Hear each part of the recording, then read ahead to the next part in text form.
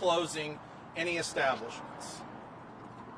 I think the big message there is, again, you've got to, as a business owner, and as no matter what the business is, you've got to be responsible to yourself, to your employees, to your patrons, and so we're encouraging people to follow the guidelines that are out there. Can you speak to the testing process? Is there a backlog? Have those been moving as fast as you'd like? What's that like? I'll let Dr. Cabell take that. Just like other areas of the state and the country, we are seeing difficulties in the turnaround time for test results. All of the testing centers are being inundated with test specimens, and it is taking longer than we had hoped for the results to come back. But it does seem that we are experiencing less test delays than other areas of the country. Do you know how many tests you're still waiting on? When we first started testing at the beginning of March, there were just 2 or 3 patients a day. In the last several days, it's been about 150 a day that have been tested with results pending. Many results have been coming back negative, and due to the dynamic nature of what results have come in and out, there's still a few hundred pending. Do you know about how many have come back negative, like total tests completed here? For the first 2 weeks that we were testing, everything came back negative, and obviously this is the first positive that came back. Do you know about how many people have been tested? 200? I think one of the difficulties there is we're not sure who all, we only know who's been tested through Panhandle Health and Kootenai Health. So people that have been tested through their private physician offices and private labs, or perhaps live here and have been tested in other places, we're not sure of those numbers. So anything we would say wouldn't be accurate at this point. Sorry, go ahead. I can tell you that as of yesterday, the Idaho Bureau of Labs had tested 343, and that's on their website. But that, as Dr. Cabell mentioned, does not include private laboratories. You said 150 tests a day, roughly. Is that all at the facility, the outdoor facility at Kootenai Health? Mm-hmm. Correct. So the patients that are most at risk, that are hospitalized, those tests are being sent to the state, and the state has the best turnaround time of all of the commercial labs that are available, and the balance, but they don't have the capacity to do more, and the balance of the tests are going to other commercial vendors.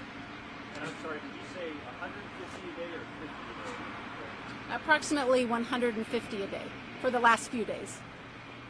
When you said you're adding extra capacity, just kind of preparing at the hospital, what does that exactly entail? Are you bringing in extra beds? Are you moving some around? How does that work, if you're able to provide any specifics? Yeah, so the steps to prepare from a hospital standpoint, we're really taking the lead of the American Hospital Association as well as CMS, and recommending that we reschedule any elective procedures that need to occur. That does help create a lot of capacity. And then we are looking at different ways to organize the patient care throughout the hospital so that we've got that capacity when the community needs it. Other questions, guys? Nation, in other parts of the world, maybe we're hearing about, respirators and need for those. Just to ask, any concerns similar to that here? Any other equipment shortages or anything like that? We are actively tracking all of our equipment needs, both the testing equipment, the personal protective equipment, as well as the hospital equipment, working together with the other agencies locally as well as statewide to make sure that we have adequate supplies. But it's safe to say that every healthcare organization in the country is really worried about this, depending upon how many patients come at once. It's probably an important point to tag onto that is we're not asking the public to wear masks. If you're well, we're certainly asking you not to go buy masks and wear masks. There's no reason to do it. We're certainly making sure that healthcare workers that are in vulnerable areas are covered, but you'll notice if you go to the hospital today or any clinic that not everybody is masked up. We're ensuring that everybody's being safe. We have requested additional supplies. We're not out of supplies, but we're looking at this as a long-term event. I think the president said yesterday that we can expect this to last until July or August in certain areas of the country. And so we're starting to think of not talking in days and weeks, we're talking about months now at a time if we've got to be prepared for this. so I'm clear, the confirmed patient, is that he tested through Kootenai Health? Yes, he was tested through Kootenai Health, but was not hospitalized. And I'm sure you can't get into specifically as you mentioned, but are you able in broad terms to describe how they're doing other than not hospitalized? I mean, are they on the up and up? Are they doing okay, all things considered? What's Now, I'll defer to Laura because they're under the jurisdiction of Panhandle Health. It's their district. The patient is doing well.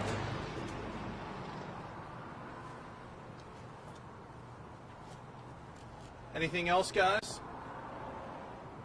All right. Thank you guys very much. Appreciate your help. Thanks for being here.